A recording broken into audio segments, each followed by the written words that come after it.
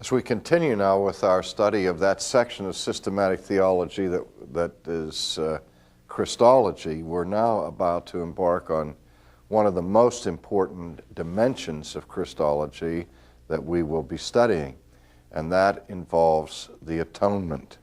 Now, we're going to devote 3 specific lectures to the whole concept of the atonement, and as far as I'm concerned, that doesn't begin to do justice to the importance of this doctrine. And as I've said on other occasions, we have supplementary material for those of you who want to go deeper. We have a whole series called The Cross of Christ, which happens to be one of my favorite series that we've ever done here at Ligonier. So if this whets your appetite and you want to go deeper into the subject, I would commend that to your consideration. Back in the Middle Ages, in the early Middle Ages, St. Anselm of Canterbury wrote 3 little monographs for which he's become famous, 2 in the realm of apologetics called the Monologium and the Proslogium. But perhaps his most famous little work is the work Cur Deus Homo, in which Anselm addressed the question that is raised here in the title, which the words simply mean, why the God-man? And he was probing the mystery of the atonement. And in searching through the New Testament, he was asking the questions that are of this sort. Why was the atonement necessary in the first place? And what actually took place in the drama of the atonement? And so the question of cause and the question of purpose and the question of the significance of the atonement were under his scrutiny. And the teaching that Anselm gave to the church has had an enormous influence in the church's understanding of the cross of Christ ever since. But before we get into his specific view on the matter, let me say that when we look at the atonement in the New Testament, at the cross of Christ, we think of how important it is. Paul says that he was determined to know nothing except Christ and him crucified. And when the New Testament speaks about the cross, when it speaks about the atonement of Christ, it uses several different metaphors and has more than one focal points of consideration. And so to grasp the full understanding of the atonement as it comes to us in biblical terms, we have to see that the atonement is like a tapestry with several different strands woven through it. And we have to consider each of those strands if we're going to begin to plumb the depths of that activity of Christ. For example, in some contexts, the New Testament speaks of the cross of Christ as an act of redemption. And in its most basic meaning, the idea of redeeming something has to do with some kind of purchase, some kind of commercial transaction, whereby something is bought back from someone else. And when we look at this idea in the New Testament, we see that Christ himself makes reference to his redeeming his people, and he is purchasing us at a very high cost, namely the cost of his own blood.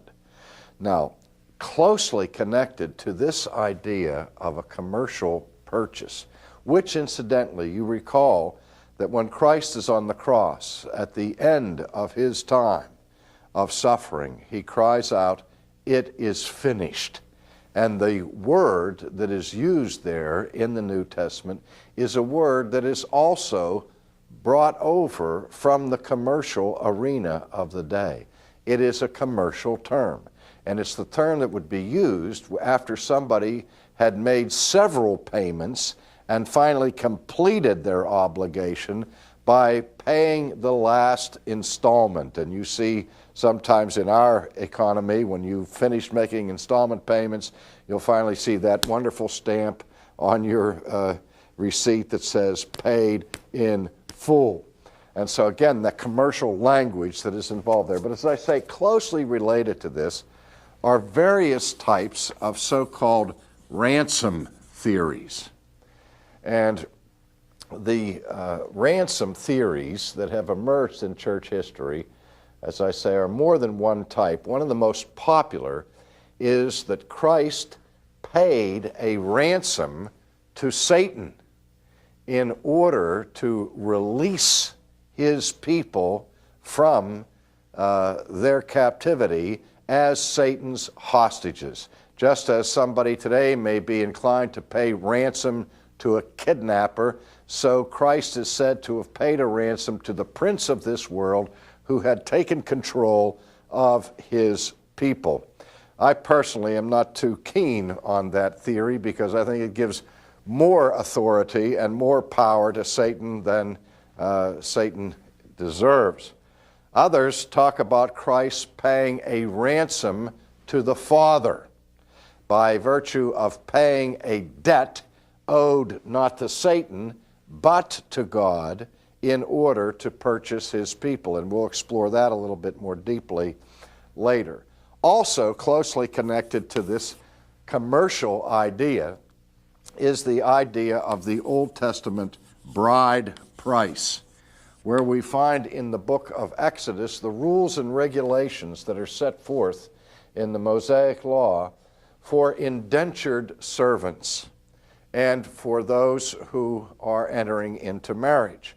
For a man to gain the approval of the father of the bride for the wedding, he must pay a dowry, he must pay a bride price, the major significance of which is to indicate and show to the father that he has the means and the wherewithal to take care of his daughter and of the offspring that would flow from that union.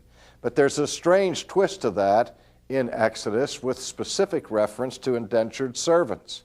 If someone became a slave out of poverty in order to work off his debt, he would come and sell himself to the one to whom he owed money. And if he brought a wife and children into that indentured slavery at the time of his release, he would be allowed, of course, to go out in freedom along with his wife and with his children. But if he enters as a single man into the indentured servitude, and while he is enslaved, marries another slave or the daughter of the owner or whatever, and he has children, when it comes time for his liberation, he is allowed to go free, but not his wife and children. And some people look at that and think that's cruel and barbarian and so on. But again, the point is he's not able to acquire the release of his wife and children until he can come back being duly employed and pay the bride price. Now, the significance of that theologically is that Christ has a bride, and his bride is the church. And we have this same imagery that we find in the Old Testament now related to the atonement in the New Testament, where Christ purchases his bride. He pays the bride price. And the connotation there is that he's paying a price to redeem and to release slaves. Notice that he says, or that the New Testament says, "You are not your own, for you have been bought with a price." And so this whole concept of purchase is very important and central to the biblical notion of the atonement. Other views that have been stressed, particularly in the 20th century by Lutheran theologians, is the view known as Christus Victor, that what happened on the cross was a cosmic victory wherein Christ set the captives free, again, by dealing a mortal blow to the forces of wickedness and to the forces of evil, and that this was a titanic struggle between good and evil in which Christ crushed the power of Satan in his atoning death. And in that regard, it is a fulfillment of the ancient curse that God had pronounced to the serpent in Eden when he said that the seed of the woman would crush the head of the serpent, yet in the process would be bruised in his own heel. And so again, there was pain and injury to Christ in this victory, but nevertheless, his pain is nothing compared to the pain that is inflicted upon the prince of evil and the prince of darkness in his great victory. Now, one of the problems we have here, there's so many of these different strands, and that sometimes people will look at one of these and try to see that as the exclusive significance of the atonement. And I think that's a mistake. I think we have to see that all of these are various aspects of a very complex work of redemption. Now, there are other theories, of course, of the atonement that have been raised that are hardly orthodox. One of the most popular is the governmental theory of the atonement that suggests that what was going on in the cross was not an actual atonement as such, but that simply it was an illumination by which God was demonstrating to the world the seriousness of sin, and in order to vindicate the significance of his rule and authority and government over the world, he had Christ suffer on the cross. But in addition to these, the one that has captured the most attention, I think, since Saint Anselm, is that view of the atonement that we call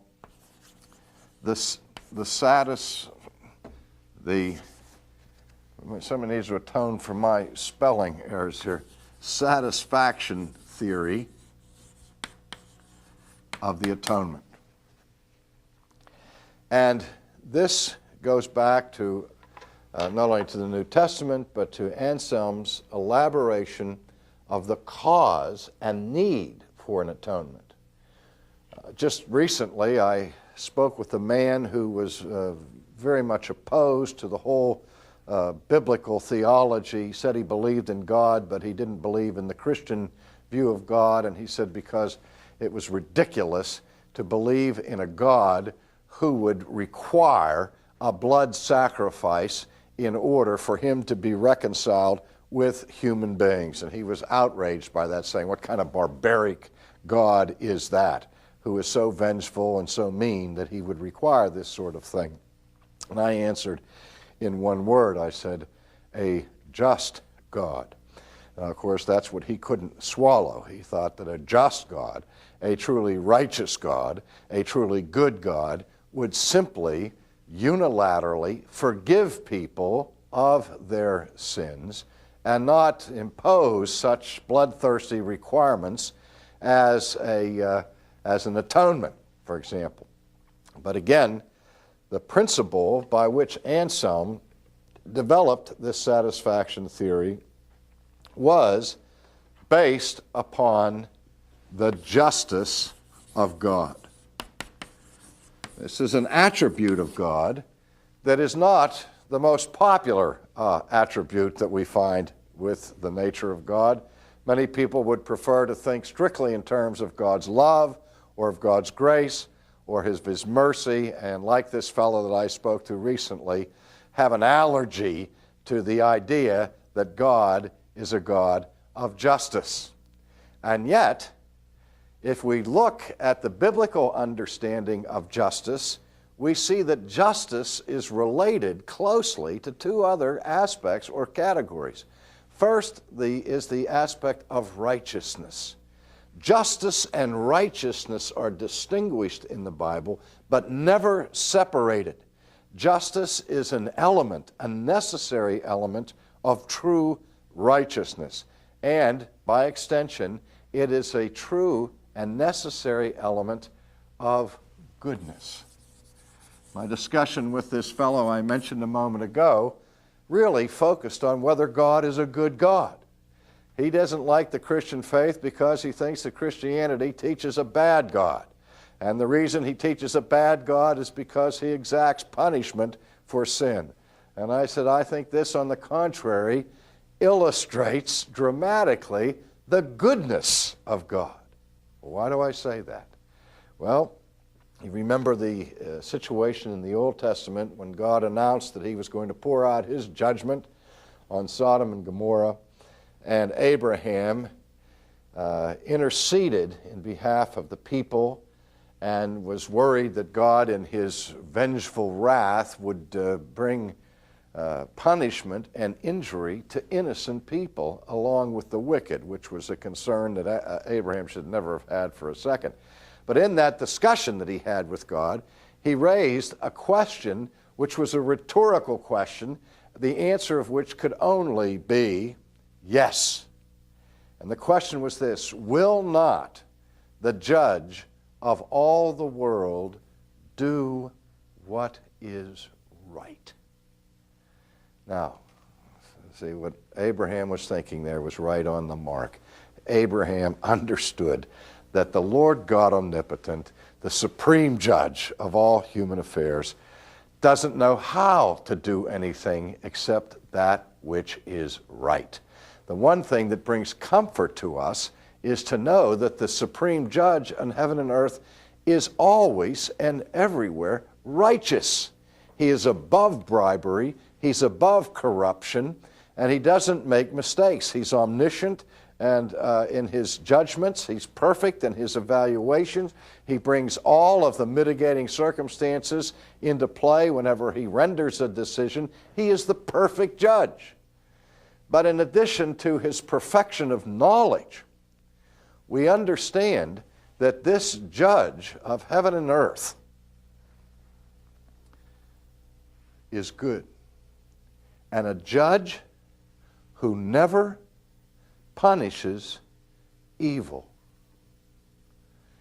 is not a good judge, because a judge who never punishes evil is not a just judge. This is the point that Anselm was laboring, that God is a just judge, and justice, his justice, not some abstract justice outside of him, but his own internal being, his own righteousness, his own justice demands that evil be punished. Now, when Paul explores the mystery of the cross in the New Testament, the apostle says that in the work of Christ in effecting our justification, God is both just and the justifier. God is both just and the justifier. That's the irony of the New Testament concept of the atonement. Now, to understand that, I frequently use an illustration borrowed from the history of theology that some people find very helpful, and that is to make a distinction between different kinds of indebtedness that we have. We've already looked at the doctrine of sin, and we've seen that when we sin against God, we incur a debt, a moral debt, because God's law imposes an obligation upon him, and we are called to meet those obligations. And the obligation that we owe is that of perfection. And if we sin once, we suffer from moral hemophilia, because we become debtors who can't possibly pay their debt. So let's look again at the idea of pecuniary debt as distinguished from moral debt. A pecuniary debt is a financial or monetary debt, whereby a sum of money is owed in a transaction. And my illustration is of the little boy that comes into the ice cream store, and you're standing there watching as he orders a double-scooped ice cream cone. And when the waitress gives him the cone, she says to him, "That'll be $2. And you see his face sink. He reaches in his pocket and he pulls out a dollar bill and he said, "But my mommy only gave me $1. Well, what do you do in a case like that? You're standing there watching this transaction. What do? You reach in your pocket and you take $1 and you hand it to the lady and you say, "Here, I'll pay for the other half of the cone." Boy looks up and says, "Gee, thanks, mister." And he goes about his business. Now the question is, does the waitress have to accept your payment? The answer is yes. Because the debt has been incurred financially, as long as I put the money on the table in behalf of this little boy, it's legal tender. She has to accept that payment. But let's change the story a little bit. Now the little boy, instead of coming in and ordering a double scoop ice cream cone, he walks in the store, waits till the waitress goes into the back of the shop. He runs around behind the counter, grabs a scoop, and takes 2 scoops of ice cream, puts them on the cone, and starts to leave the store, whereupon the store proprietor comes up and grabs him by the scruff of the neck and says, "Hold it right there," and calls the police. Now the little boy has stolen the ice cream. And now I'm watching this as the policeman's standing there, and I say, "Wait a minute, officer, no, forget about this. We can all be nice here. I'll pay for the boy's cone." And I hand the proprietor the $2. The policeman looks at the proprietor, and the question he's going to ask is what? Do you want to press charges? Because the policeman understands that the shop owner is not obligated to accept my payment for the ice cream cone, because it's not just a financial transaction here. A law has been broken. A moral debt has been transacted and acquired. And so the owner may or may not accept my payment. Now what happens in the cross is that in this case, it's not a bystander's idea to have the price paid by a substitute. It is the owner's idea. It is God who sends His Son into the world to pay the price of the moral guilt and to resolve the moral indebtedness that we have, and says, "I will accept your payment in behalf of these guilty people who are debtors that cannot pay their own debt." So in this transaction that God initiates, God does not negotiate His justice. He does not sacrifice His righteousness. He does not discard His own integrity. He said, "I am going to make sure that this punishment happens and that sin is punished." That is the justness of the cross. The mercy of the cross is seen in that God accepts the payment by a substitute, which we'll look at in the next session. But in the meantime, Paul's words become clear that in this, God is both just and the justifier of the ungodly.